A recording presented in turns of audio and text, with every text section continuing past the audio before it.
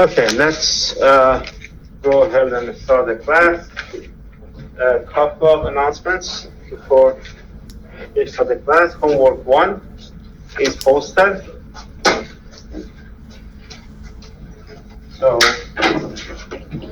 make sure to check that out.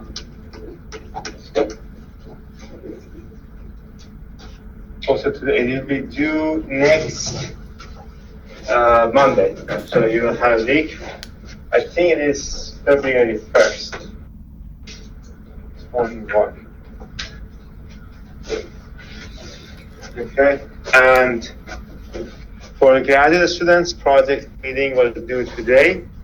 If you haven't met me, you have lost 10% of the project grade, which is nothing to worry about because you can make up for it with submitting bonus points.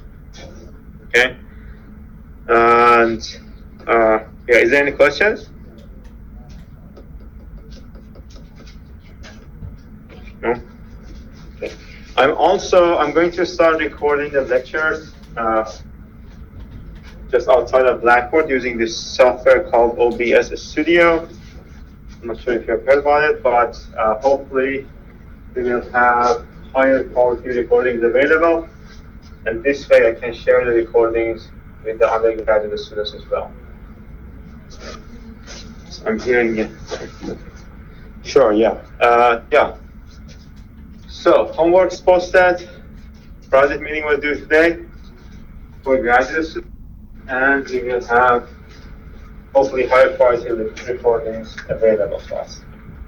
If there is no question, we can go ahead and start the discussion of the class. Today and the next lecture on Wednesday will be the last lecture we will for chapter 1. We will essentially finish chapter 1. We will solve some example problems, but not that many because chapter 1 is not the focus of the whole course. It was more of an introduction to the concepts and ideas, right?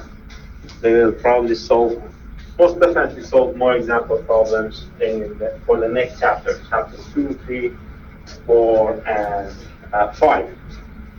And yeah, I will go chapter 6 as well, if we have enough time. So the last thing we talked about was flow similarity. One more thing that I was thinking about that I forgot to mention. So whenever I solve an example problem, or I want to solve an example problem, I'll give you like 2-3 minutes to think about it. And then if anyone wanted to volunteer to come to the board and solve the problem, I try to solve. You don't have to have the correct answer. Just try to solve the problem. You'll get a bonus point. I think that's really good. And if no one comes up to the board, no one will get the bonus point. But you have to work on the problem for a minute or for like 2 or 3 minutes, a couple of minutes. And I'm sorry that I cannot extend this offer to online students. Because of the limitations, of course, they are not present here. Okay. Go back to the flow similarity. It was the last thing we talked a little bit on in the previous lecture. Essentially, the idea was we say two flows are similar if the geometry is the same. And by this thing, I mean that the geometry should be, the shape and everything must be the same. The scaling, the length, they don't have to be the same, but the shape has to be the same. For example, these two circles can be, the flows around these two circles can be similar, as is possible. But if the flows around these two shapes will never be similar because their shape is different, right? So geometrical shape is the first thing you need to have. They have to have the same geometrical shape to have the flow similarity. And the next part is our dimensional jointless coefficients must be the same between the two cases.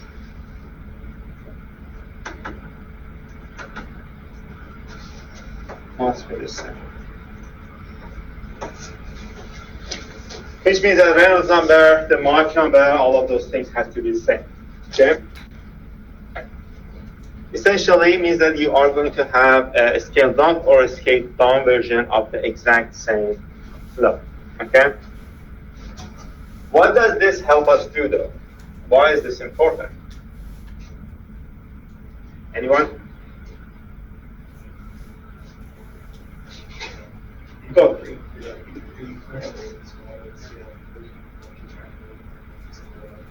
Exactly. So you can essentially manufacture 3D print or any other type of manufacturing. You can manufacture a scaled down version of whatever you want to manufacture eventually, right? Whatever your goal is.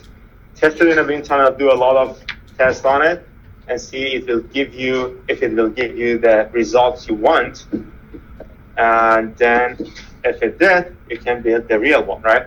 So it will avoid a lot of problems, a lot of trial and error with the real manufacturing. So, can you help us with the manufacturing and all of those processes? I don't want to write it down, so you get the idea, right?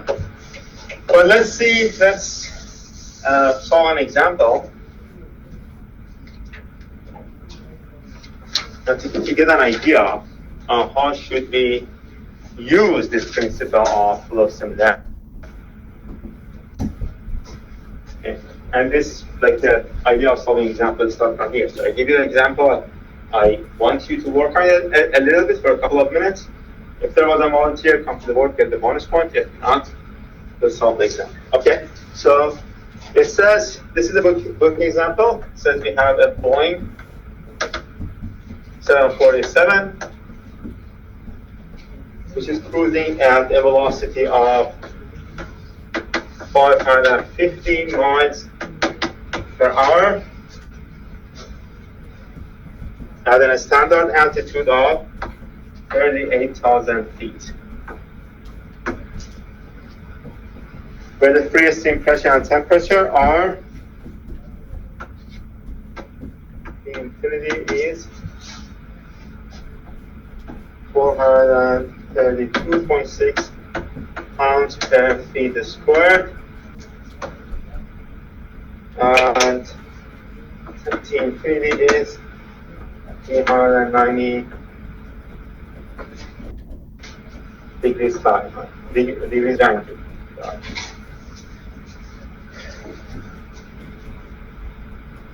And we have a 1/5 scale of this. 1/5 scale of this aircraft in the wind tunnel, where the temperature T infinity, let's call that T infinity 2. Let's call this T infinity 1, 1. T infinity 1, T infinity 2 is 430 degrees Rankine. We want to calculate the required velocity and the pressure of the test airstream. So the velocity and pressure of the wind tunnel to essentially for the flow similarity between the two conditions to hold true. So for the two flows will be similar. We want the flows to be similar based on the information you are given. The temperature of the wind tunnel flow, we have to calculate the best one.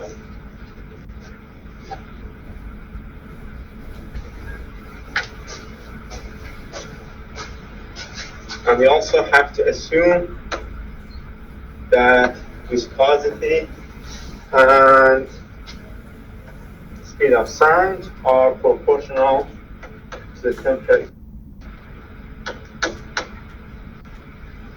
The square root of temperature. This is something we have seen before, right? The speed of sound we can calculate with the square root of gamma or T. So it is proportional to the square root of temperature. And viscosity is also based on the Sutherland's law. We already know that. It is proportional to the square root of temperature. Okay. So Is there any questions? No. That's good. Let's try to solve this. The first thing is we have to understand what flow similarity means, right? What does the flow similarity mean between the two things? The first thing, the geometry is exactly the same. If you have the Boeing 747, and a 1/5 scale of the same aircraft. So the first principle, check. The two can be similar. Second one is that dimensionless coefficients have to be the same, right? So this is the idea you use to calculate the velocity and pressure for the wind tunnel based on the velocity and pressure of the real case, right? Reynolds number of the two, Reynolds number have to be the same. Mach number has to be the same, right? Okay? So let's get to it. Yeah, don't use the book.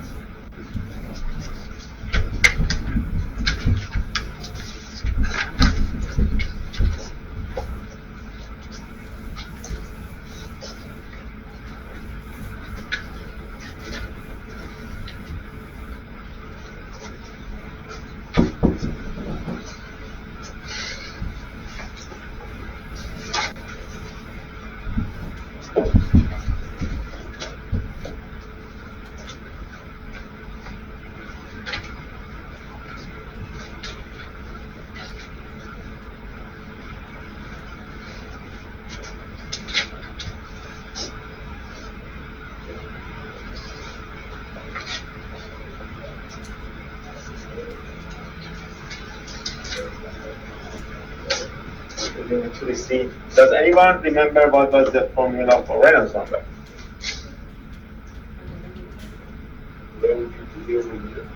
Rho V over mu. Okay, in this case it's rho infinity, d infinity. And d is essentially a length scale for us. So here, let's call it the characteristic length, L of C. Right. This is a general formula. What about the Mach number?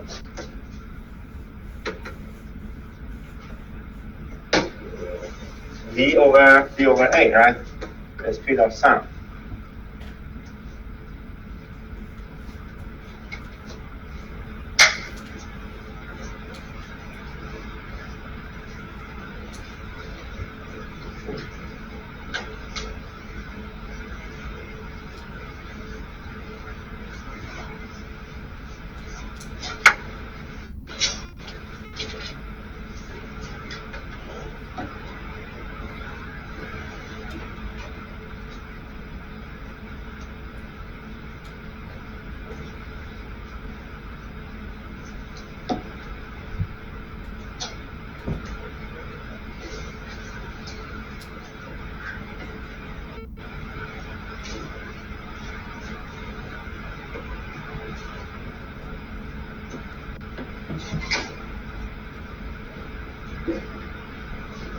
Okay, any volunteers?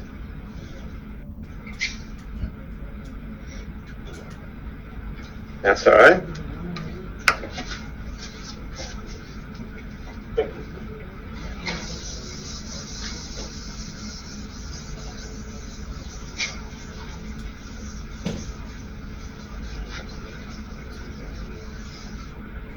So first part of it, we already know that the geometry is essentially the shape is the same.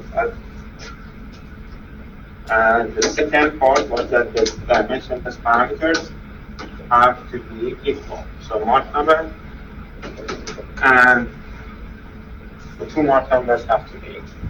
Let's just start with the Mach numbers. Mach number for case 1 is V infinity 1 over A1. Right?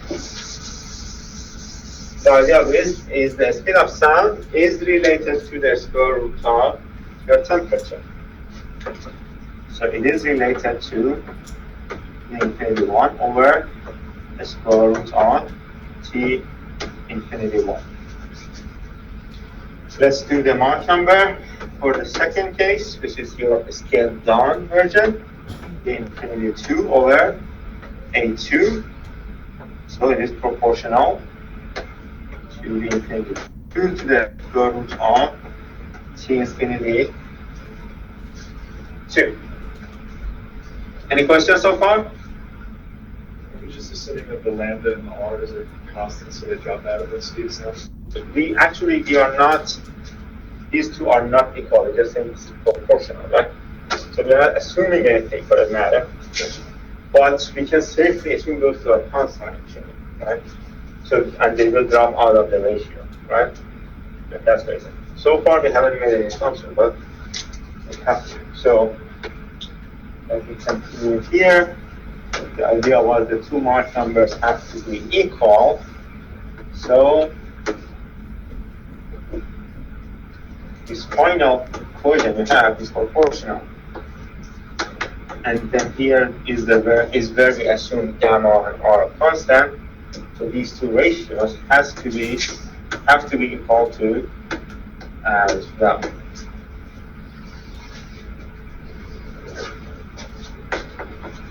Let's rearrange this. The infinity 1 over the infinity 2 is equals to the square root of the infinity 1 over the infinity 2. Okay. We have the temperatures, we have the velocity of case 1. We should be able to find the velocity at for the scaled down version for the green temperature. Okay? And your book actually has the one, so let me give you the number. The velocity, if you do the calculation, plug in the numbers, we are already, is there anyone who doesn't remember what degrees Rankine is?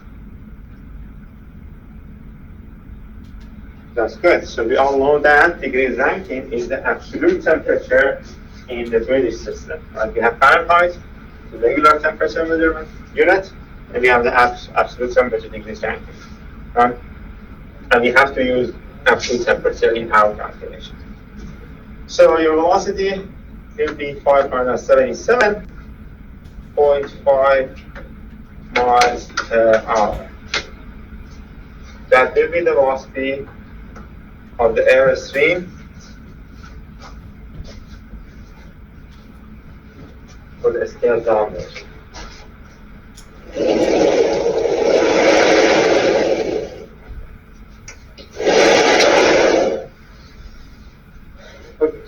Let's go to the next step. RE1 has to be equal to RE2. So let's actually find the RE1 first. We draw infinity 1, V infinity 1, and the characteristic length, whatever that is, over mu1.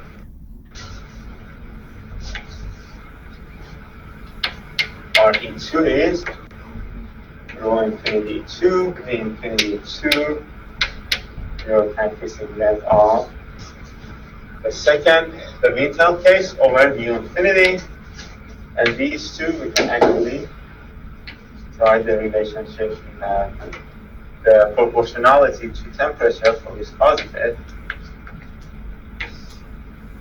over the square root of T infinity 1, right? Rho infinity 2, V infinity 2, LC2, characteristic length 2, over T infinity 2. These two have to be equal again, so set them equal to each other. Rho infinity 1, V infinity 1, LC1 is over the square root of T infinity 1 is equals to rho infinity 2, V infinity 2, LC2 over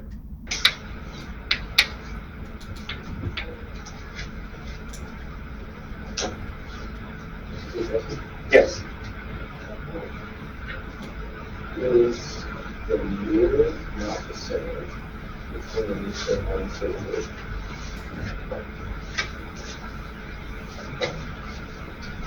let's go back. Sorry. So that temperature is changing, right? And we are saying that the mu is proportional to the square root of temperature. Since the temperature is changing, then the mu should change as well. Does it make sense?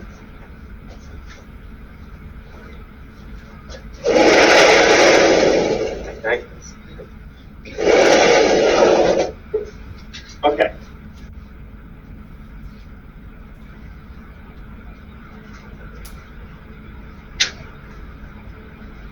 So here we are actually trying to find the dependence for the density ratios.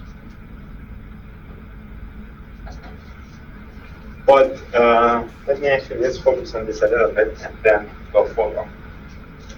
So we are looking to find the pressure. We have already found the velocity. The other thing we need here is the pressure, right? But this Reynolds doesn't give us pressure. It's only will give us the ratio between the density. We don't have any information about the densities at the real flight condition, right? So the only thing you are going to get from this is going to be the density ratio.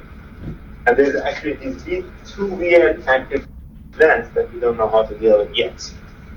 So how can we use this ratio and find pressure? Yes. The ratio is this. Which ratio? The pressure ratio? The pressure is equal to the ratio of How do you relate that to pressure? So this will give us the ratio of density, right? We don't, at this point, we haven't calculated it yet. Okay? Well, how would you relate that to a pressure? That ratio between the two densities.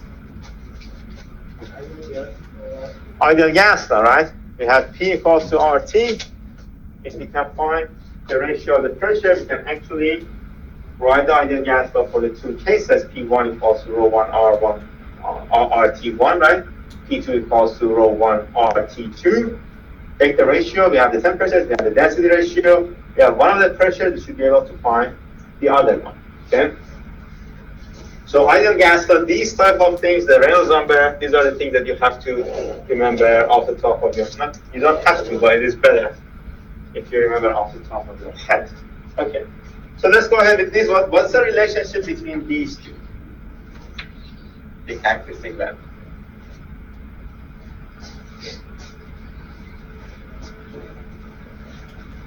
Didn't we say they were the same?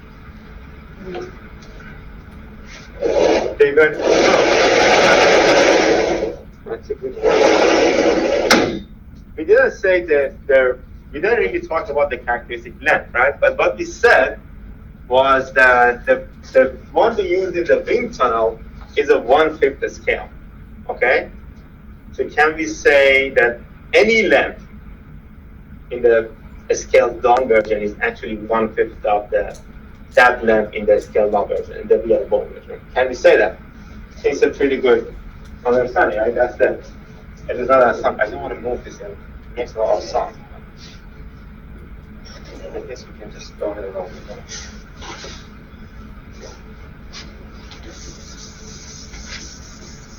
Okay. So let me write down this row 1. Let's actually write everything as it relates to row 1 to row 2. So for row 1, we have,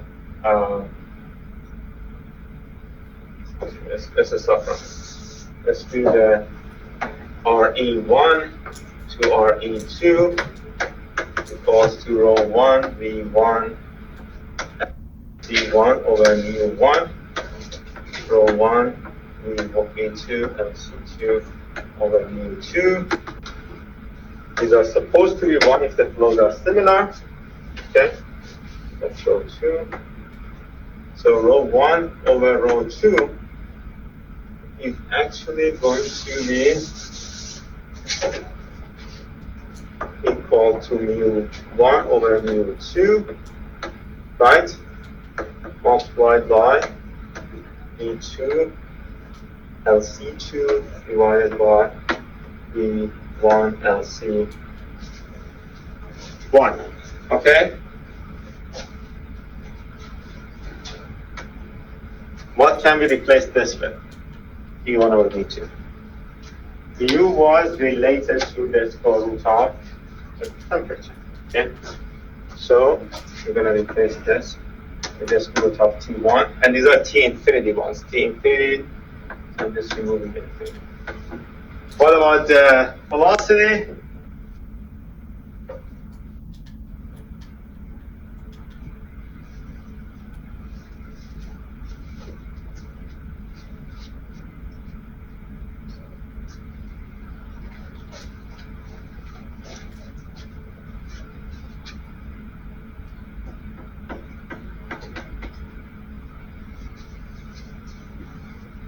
Right? It's the same thing for velocity. And then here, we are going to have. We should not just plug in the numbers for the velocity. Yeah, we can plug in the numbers. It'll be the same thing. Let's plug in the numbers. What were the numbers? V2 was 577 multiplied by 5 divided by, what is the value for the other one? I just erased it. Which one of those is supposed to be one? What was the question? Is one of those supposed to be one? No way. Oh, sorry, this is the one. Yeah, thank you. What was the velocity? 550. Okay, miles per hour. And then what should we put down for the scale? I made one small mistake, that's why I'm getting myself wrong. This is 1/50th scale. Okay? And then for the scale, we're gonna get LC2 is actually 1/50th of LC1. Right? Or LC1 is 50 multiplied by LC2. So what will happen if we plug that in? Just 1/50. You will be just left with 1/50 because these two will cancel out.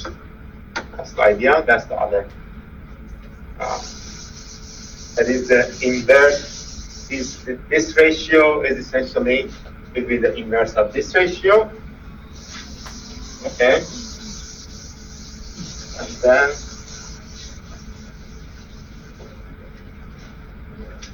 rho 1 over rho 2 will be equal to 1/50th. Or rho 2, your book has actually rho 2 for rho 1 is 50, it's the same thing.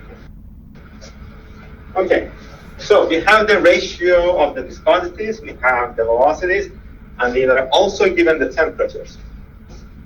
Ideal gas law, P is equals to rho RT. R, the assumption we make for R is that it remains constant, 287 for air, roughly.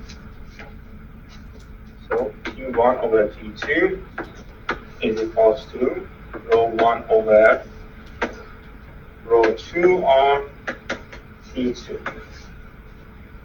Do we have the temperatures? Yes. Do we have the density ratio? Yes. Plug those numbers in.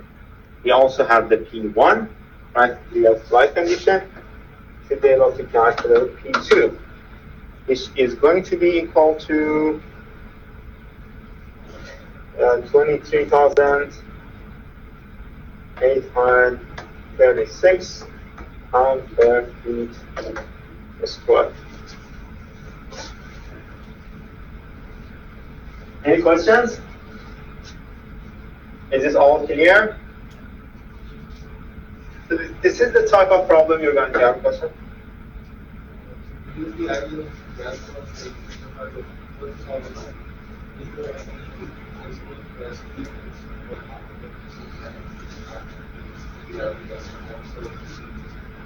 No, not really. No.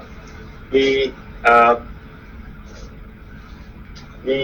in this course at least, we always treat air as an ideal gas. Okay?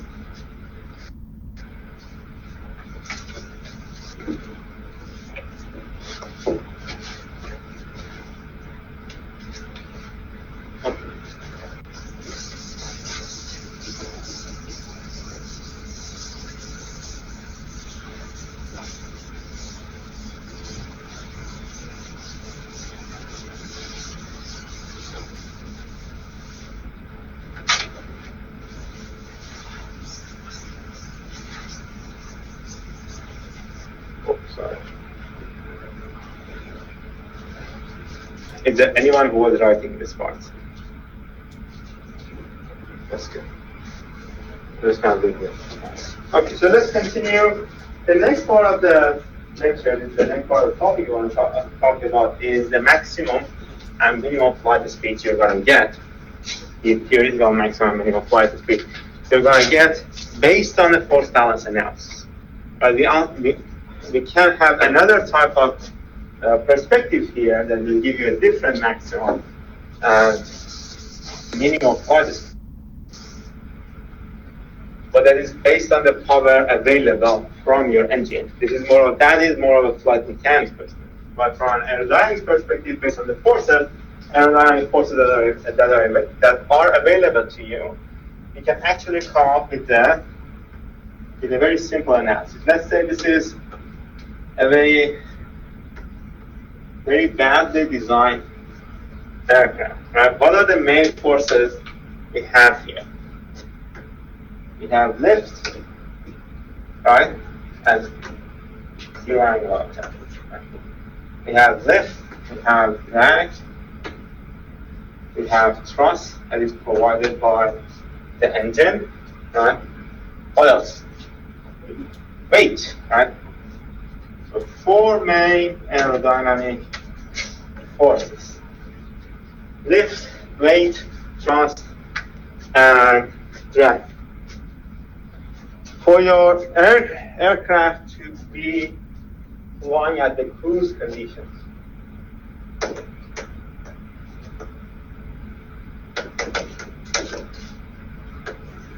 what is the cruise condition?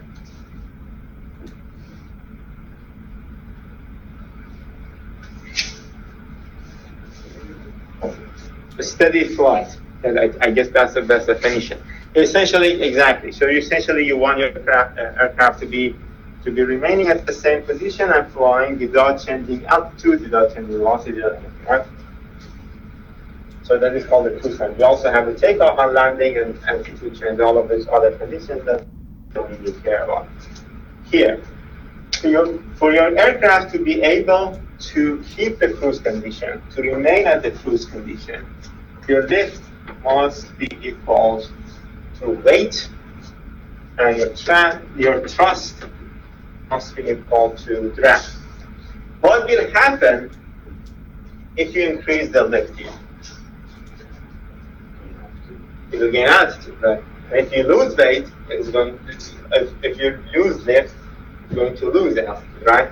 You can say the same thing about thrust and drag. It will go with a faster speed, it will accelerate if thrust is higher than drag, and it will decelerate if your thrust is smaller than drag, which essentially means that you are not in the cruise condition anymore.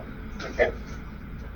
Then we can find the minimum velocity needed to keep the cruise condition. This is called the stall velocity. So if your velocity becomes lower than the stall velocity, your aircraft will rapidly lose altitude. Right? And of course, you don't want that to happen. You don't want your aircraft to go out of your control. But how should we calculate this stall condition? You have to come back to the definition of a lift coefficient. What was the definition of lift coefficient? It was L, your lift divided by your dynamic pressure, Q infinity, right? Multiplied by the span area.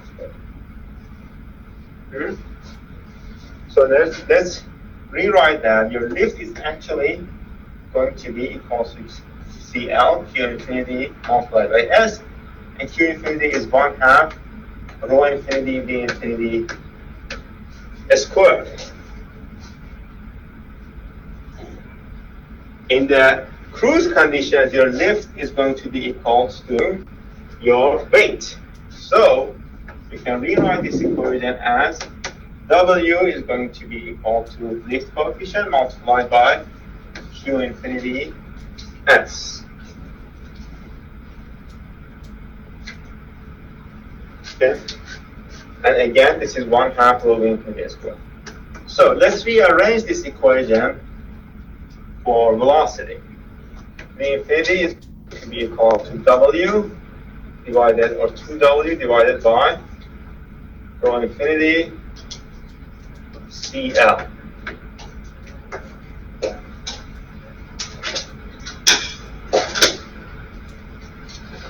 So this will be your velocity at the cruise condition for a given weight and a given lift coefficient.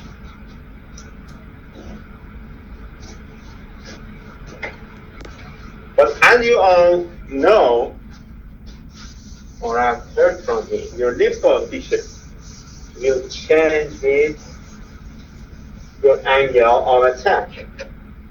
We're going to see that in detail later on as well. But your lift coefficient is essentially, let's say you have alpha, angle of attack. On this axis, lift coefficient. On this axis, the lift coefficient will behave like this. Actually, it doesn't necessarily start from the center, but let's say it will behave like this. So it will go up to a maximum value, right? As you increase the angle of attack, then it will decrease. The lift coefficient here is called the CL and max, or the maximum lift coefficient you're going to get out of your aircraft with a specific wing design, with a specific airfoil. What will happen to our equation here if we use the maximum lift coefficient, 2W rho infinity CL max? What will be the value of velocity?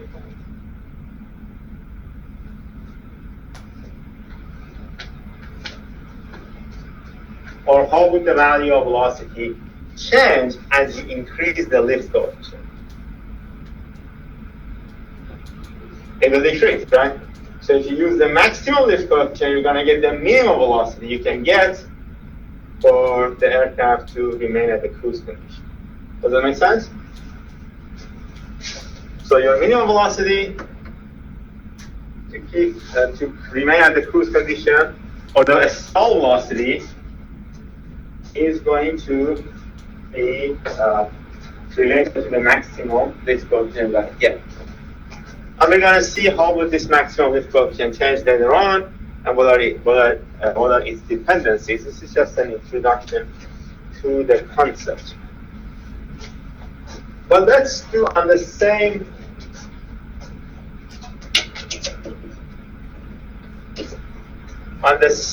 plot, let's do drag coefficient as well. How would drag coefficient change as you increase the angle of attack? Let's think about it. Drag is a force that is essentially like pushing your aircraft in this direction, right? In the opposite direction to the flight direction, right? You want to move the aircraft in this direction, but drag doesn't let you. Right? How would the drag coefficient change, which is directly related to your drag force, right?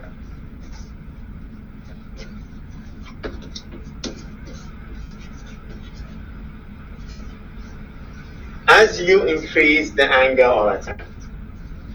This is something that you can visualize by yourself. Let's say you're sitting in a car. I'm pretty sure you have had this experience, right? You're sitting in a car, your window is down, you put your hand out, right? What will happen if you increase the angle of attack? This is increasing the angle of attack, right? How will the force that is being exerted on your hand change?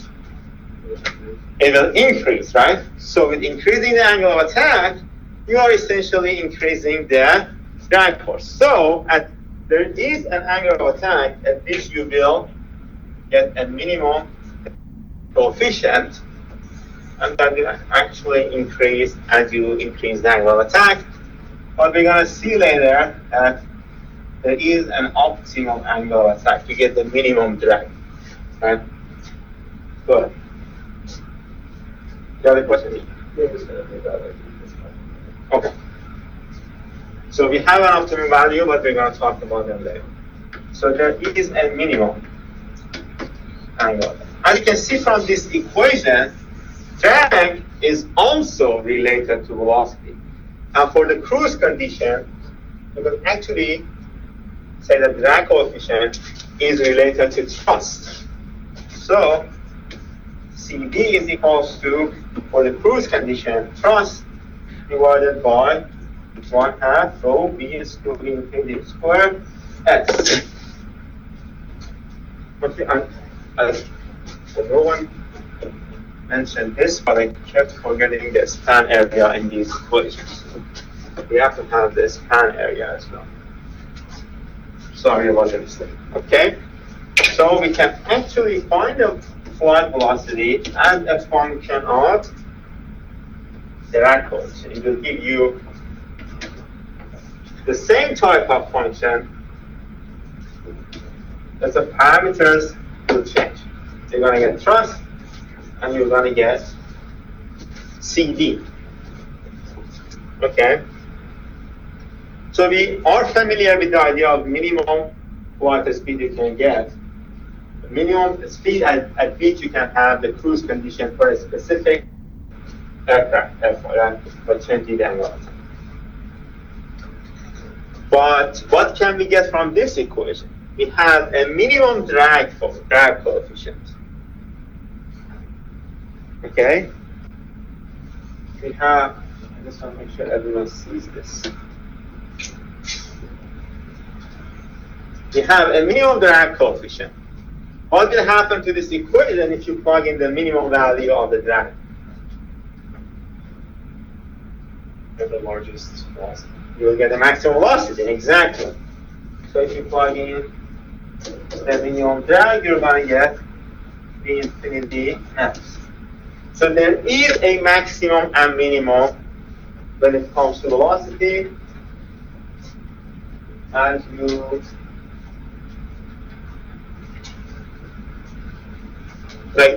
during the cruise condition. Like for a specific thrust and a specific minimum drag, which is going to happen at a specific angle of attack, you will get a maximum velocity. Velocity will not go like that. And you will also understand the minimum flight velocity. Especially the stall condition, we're going to come back to later and talk about in more detail, because this is an important parameter, right? Any questions? So as you can see, lift and drag coefficients are very fundamental and important to the analysis of the flight. Okay? And both of them are actually very important, not just one of them. That's why your best design of an airfoil or an aircraft is actually the one that gives you the maximum lift to drag ratio. So you're going to maximize lift to drag ratio, which is essentially the same as maximizing the lift to drag coefficient ratio. Yeah. This will be your design goal. And for the graduate students out there who are working on a project, I have told most of you that the output of your project should be the lift variation versus alpha, drag variation versus alpha, the angle of attack at different angles of attack, right? And, or if you have different configurations for different configurations, and also you have to give me the variations of lift versus drag, which is called the drag polar, but eventually you have to calculate this value. And the design of attack that gives you the maximum lift to drag is the most optimized for the best design out there. Any questions so far? No? Okay. Let's talk about the next topic, which is the fluid statics. We will do a little bit of fluid statics. At this point, hopefully all of you are already familiar with fluid statics. And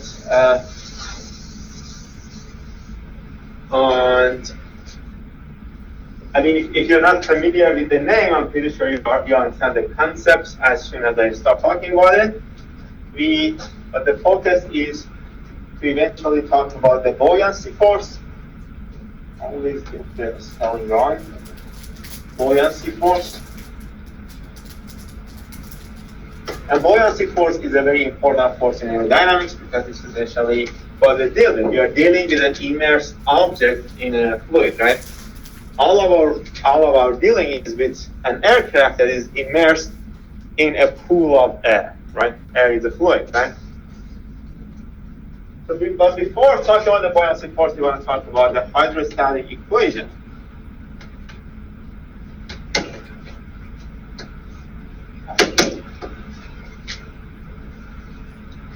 Is there anyone who remembers what was the hydrostatic equation?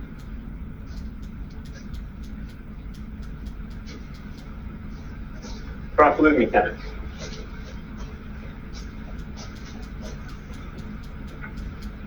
That's all right. Let's say we have a very small element of fluid, right? This is the magnified version of that small element of fluid, and this is your coordinate system.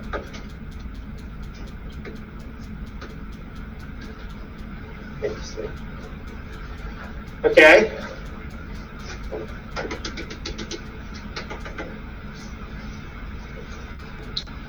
Let's only look at the y direction. What are the forces that are present in the y direction? What are the forces that are being applied on this element of fluid by the rest of the fluid or by itself in the y direction? First one is weight, is a volumetric force. Okay. What else? Do we have any forces on the surfaces of this fluid element? Pressure. Yeah, exactly. We have the normal pressure force. We're actually not considering the effects of shear or friction. So let's call this Q1, Q2. And since we have this fluid element is something that we are defining inside the fluid, we can just give it the dimensions we want, dx, dy, dz. This is the dimensions. So based on this dimension, let's say we have the density of this fluid. Your weight is going to be the gravitational force in actually the negative direction. So it's going to be negative rho multiplied by your gravitational acceleration multiplied by the volume. What is the volume of this small element? Dx, dy, dz. What about the pressure force? The pressure force on the bottom and the top. Let's call this pressure. Let's call this just P, and then this one P plus dP. It changes the pressure. Okay. Which can actually, if we assume there is linear change, we can calculate this by finding the slope of this changes multiplying by the changes in the direction. I want to go over these parts as fast as possible, and then these are being applied in the different directions. So eventually, if you write a force balance in this direction only for pressure, you are going to get dP dx is also negative, dx dy dz multiplied by the volume. This is not multiplied by the volume, but I'm not going to go into the details. It's essentially the same thing. Has to be equal to the weight, right? Essentially what it means, I don't want to go into the mathematics that much, but I'm pretty sure you understand the mathematics. It's not that hard to figure out. But what it essentially means that the changes in pressure that are being applied on these two surfaces of the fluid element is equal to the weight of that specific fluid element. Does it make sense? Okay, it's pretty simple. If you plug the values in, you will come up with the hydrostatic equation. dP is going to be equal to negative rho g dy.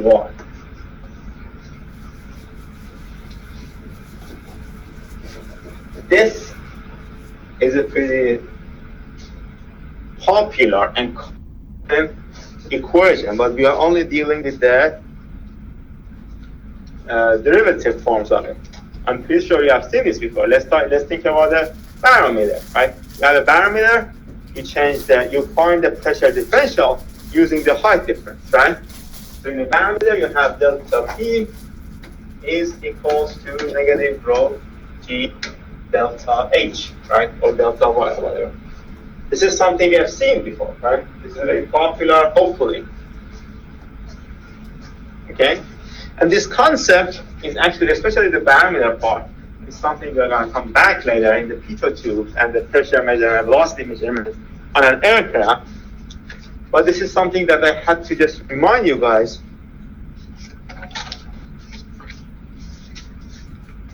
But this was only applicable to a fluid element. Right? What will happen if we remove this fluid element and replace it with a solid? What will happen?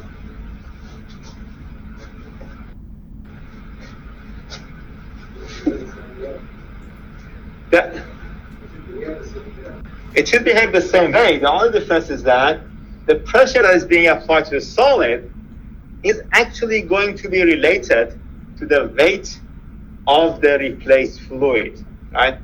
Which is the concept of the buoyancy force, right? Or the Archimedes principle, right? We are familiar with the Archimedes principle, like the weight of gold and all of those. My pronunciation may be a little off, so I was talking about this Greek Archimedes, this Greek philosopher, mathematician, physicist, whatever you want to call him. So the idea was your buoyancy force is equals to the net weight of the replaced fluid. The force says that air exerts on a body is equals to the normal pressure forces is equals to the net weight of air that is being replaced by that specific thing or whatever that is. Does it make sense? Yes, I guess. That's good. I guess that's the least you can get, right? So, okay. If there's no questions, let's continue. I don't want to solve any examples from this because this is a concept you have seen in fluid mechanics and you have gone over it to the depth. Hopefully no one is confused with this concept, but if you are, we will talk about it at the end of the class. But the rest of the lecture, or the rest of the chapter, it doesn't involve any mathematics. It's just concepts. But these are the concepts you have to make sure you understand completely. The first thing is the different types of flow.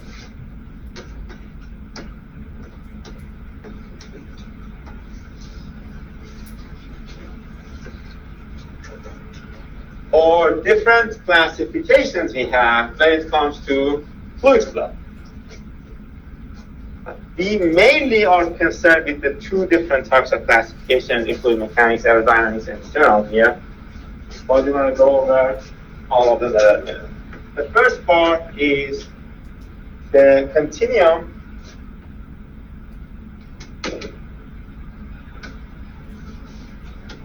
versus molecular perspective.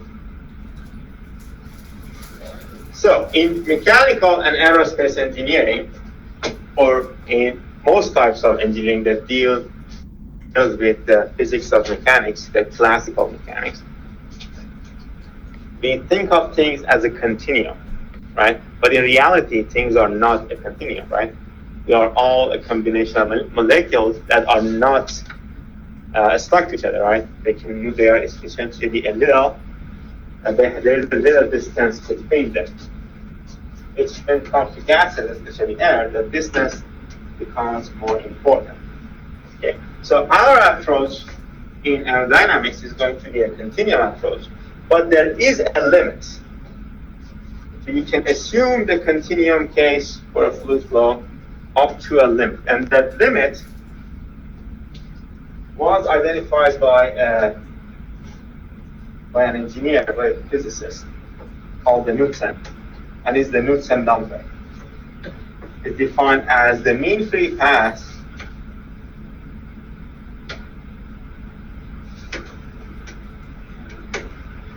to the characteristic length of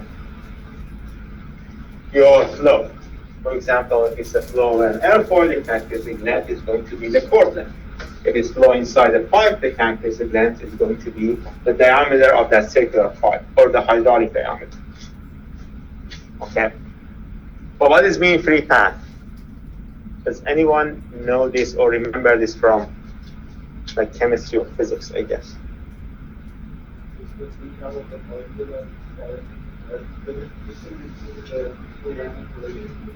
Exactly. So the distance a molecule travels before colliding with another molecule. Okay? So this mean free path is close to your characteristic length. The continuum assumption essentially fails, and you have to do a molecular dynamic or any type of molecular analysis. And the cutoff number we use is 0.1. So if the mean free path is an order of magnitude smaller than your characteristic length, you can assume the continuum fluid flow. Any questions?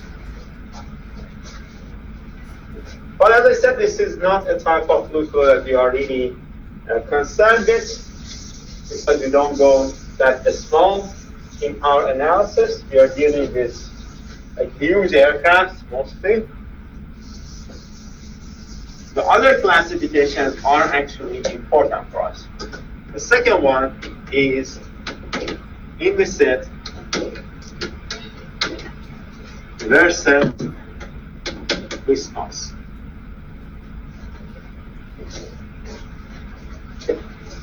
It's actually the implicit flow versus viscous flow is a very important classification in aerodynamics. Okay? In aerodynamics, in low speed aerodynamics, we safely assume the flows are implicit, but this will cause a paradox for us. With this assumption, we won't be able to calculate any drag. Or we'll see a case that even the lift can't be calculated. The lift generation will be zero, but we'll see that later. So what does it mean? It essentially deals with the effects of friction.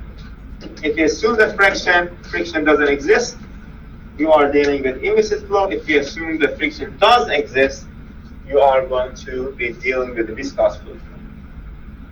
Are you familiar with this classification? Have you heard about this classification? Have you done any?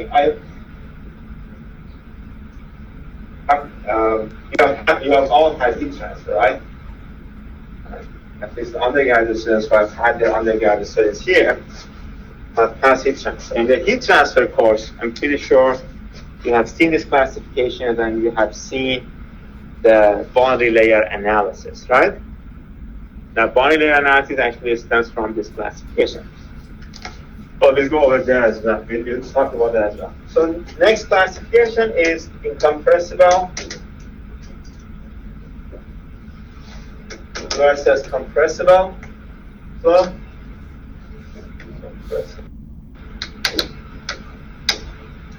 Incompressible density doesn't change. Compressible density changes. That's the idea. And we can safely assume that we are in the compressible regime if we are dealing with low speed flight analysis, low speed flight conditions. This will be the type of flight that we will discuss. But the last one is the classifications we're going to get based on the Mach numbers that are the classifications in aerodynamic analysis as the most important classification. Right?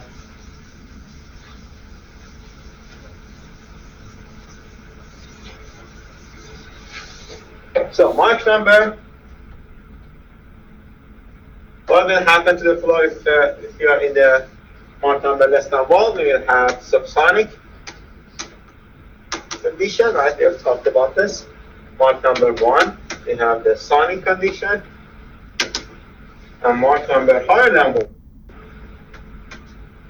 we have the supersonic condition. We also talked about another fourth type of flow, which is usually Mach numbers higher than 5, and those are called the hypersonic conditions, hypersonic flow.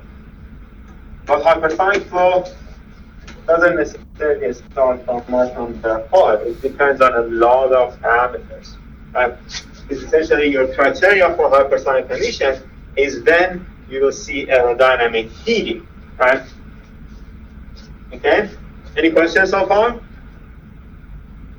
Okay. So let's talk about this type of flow in a little more detail. Let's look at an airport.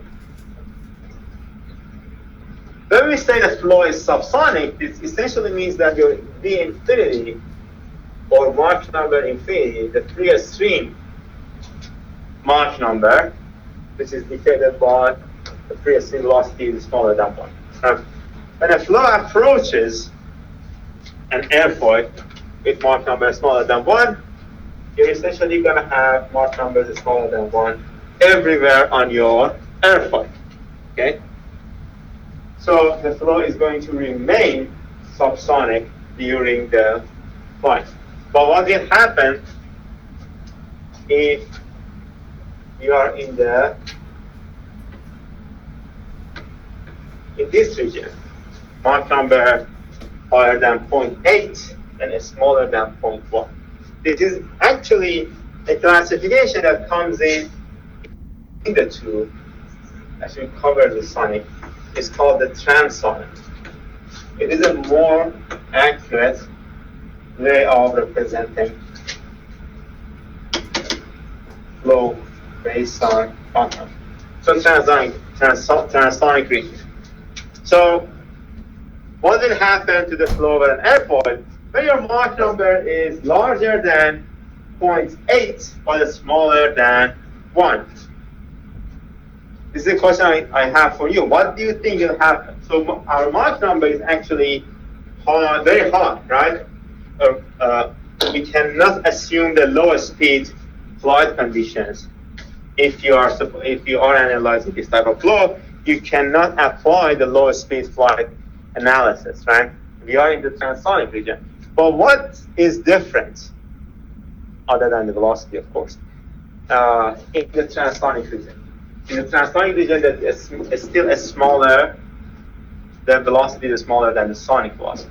The Mach number is still smaller than 1, but we are approaching Mach number 1. What will happen? What do you think will happen? I want to hear ideas. So the airfoil,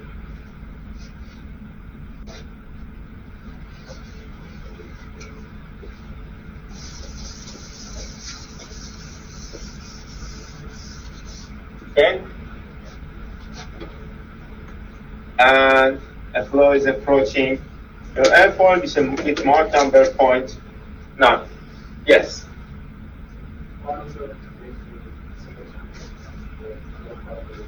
Exactly. So we will get supersonic regions, right? So you'll get small regions at which you will get supersonic ones, right? On top and the bottom, on both sides. Outside of these regions, we still have Mach number smaller than 1, but you will get supersonic regions. Does anyone can explain to me why I have this type of a straight line here instead of just continuing this like circular trajectory here?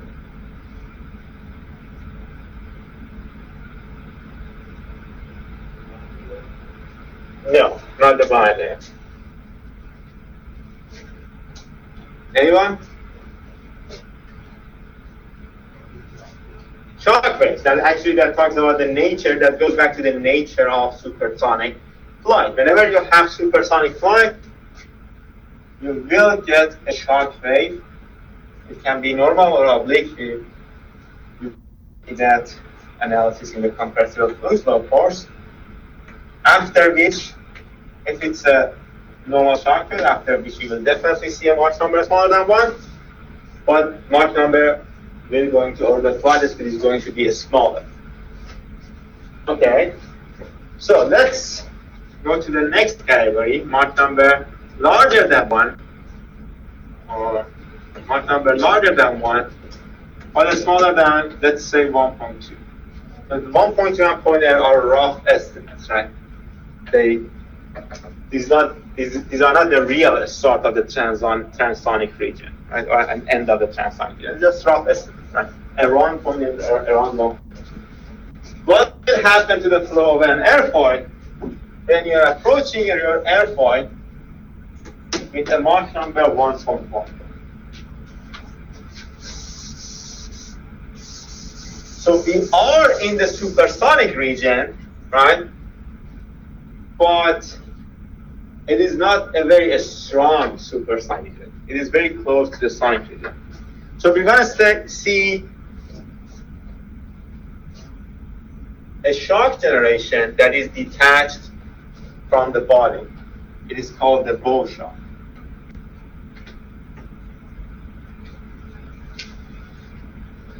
And its shape is going to be very close to your airfoil, the leading edge of your airfoil, right? After which we're going to get Mach number smaller than 1, right? So we'll see a region of Mach number smaller than 1. But then, those local supersonic conditions we have are going to become a little more dominant. So the speed will still increase, and we're going to see bigger supersonic regions, right? Which means that you will definitely see another shock wave.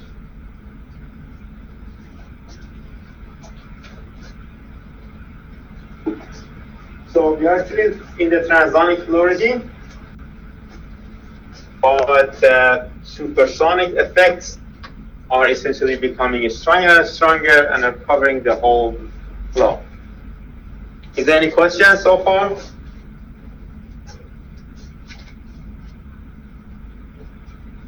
But you may want to ask yourself, what's the difference between this type of shock wave and a normal shock wave? Right? And shock wave that is normal to your boundary. These are the discussions you're going to have in detail if you take a compressible fluid flow, and we go over them a little at the end of the class. But essentially an oblique, this is called an oblique shock wave, which is not a normal shock wave, right? Is weaker, which means that you're going to get very high Mach numbers here, but when it goes past this trailing edge shock, your flight speed is going to become same as 1.1. Okay? Already question. Okay? So what will happen if we go to a strong supersonic region? A strong supersonic region will push the shock wave toward the airfoil. So you're going to see shock waves like this. mostly a strong shock field, which means that you're going to get subsonic regions on the airfoil, but it really depends on the conditions. It really depends on the geometry, right? This type of geometry will probably give you a weaker supersonic regime, right? It means the velocity is going to be smaller, but you get a weaker supersonic regime, and at the end, you will see things that are called the expansion waves. Expansion waves act in the opposite direction at the shock wave. They are going to increase your velocity. But just be familiar with these like names, right? You don't need to understand them very much at this point. And eventually we're going to get to the hypersonic region, which you don't really see any airfoils in the hypersonic. You will see this type of bodies, right? And the shock fields are going to be very close to the body, and you will get very high temperatures here.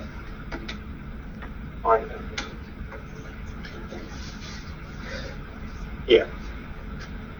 Any questions? No? So the last thing I want to talk about in this class is, in this session, is the concepts of boundary layer and the importance of viscous fluid flow or viscous flow.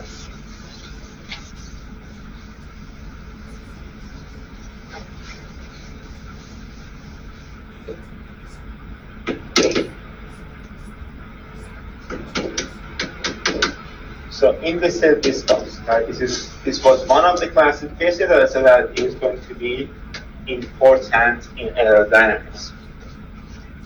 The idea was, when you assume implicit flow, when you assume implicit condition, you are moving the effects of friction.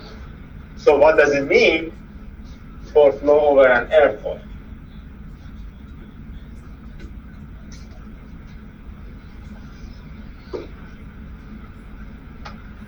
What does it mean for flow over an airfoil? There is no friction between the airfoil surface and the fluid. So there won't be any momentum loss due to friction. Okay, what does it mean for the flow?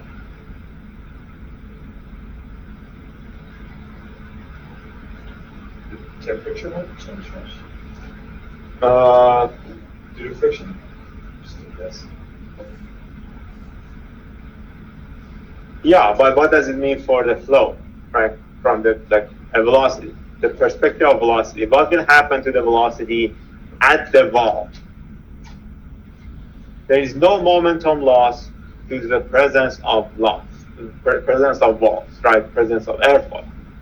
So what will happen? The question is, what will happen to the velocity profile adjacent to the wall? What does it mean? What does it, when you say there is no boundary layer, what does it mean for the velocity?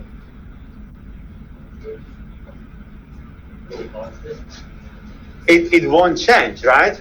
So the velocity at the wall is essentially going to be the same as the velocity at the free stream, right?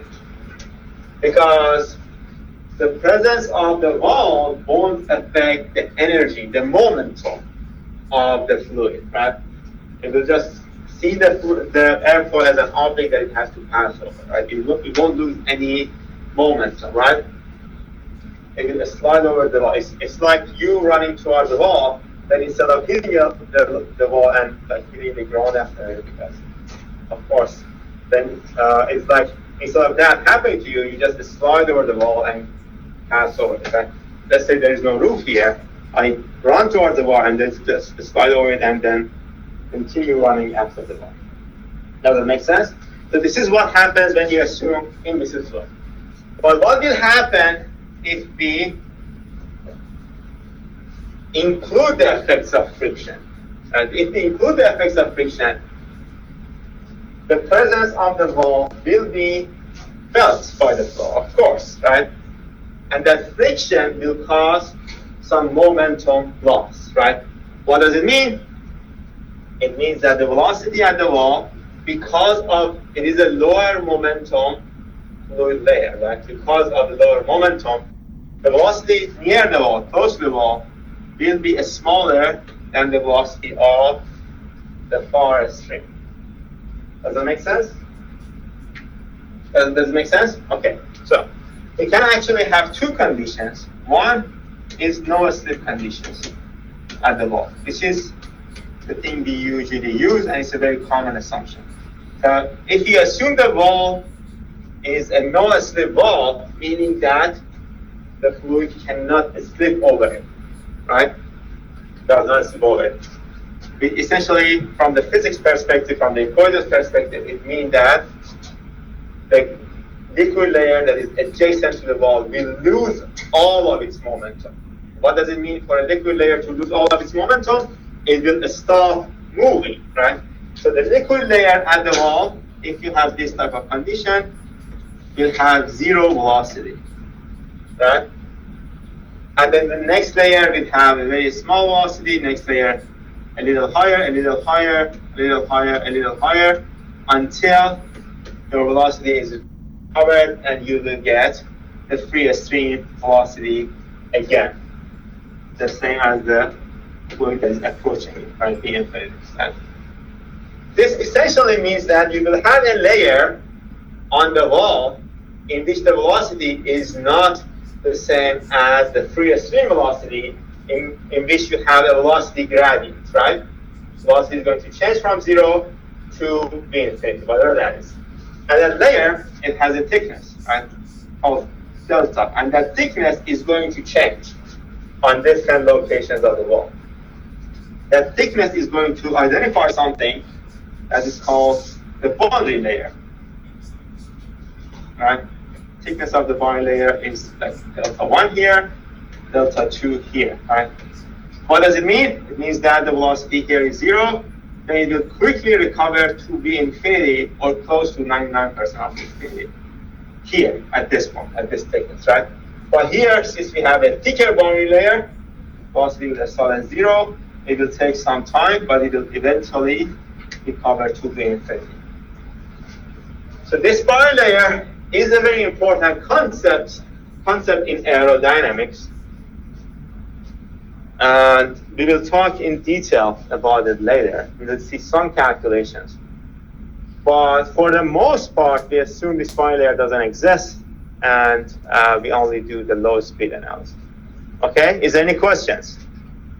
So for the next lecture, we are going to finish chapter 1. We will solve some example problems, and we will start chapter 2 from next Monday. If you had any questions about the homework, please send me an email or come to my office. We can meet over Teams or whatever. Yes? Pardon me? Yes, posted. Yeah. So the homework is posted in the introduction folder on Blackboard. If you are an in-person student, you have to submit your homework in class. Right? The homework is due by 5:30 p.m. If you are an online student, of course, I mean, you don't want to come to my office, so you can submit over on Blackboard itself. But if you are an in-person student, don't submit on Blackboard.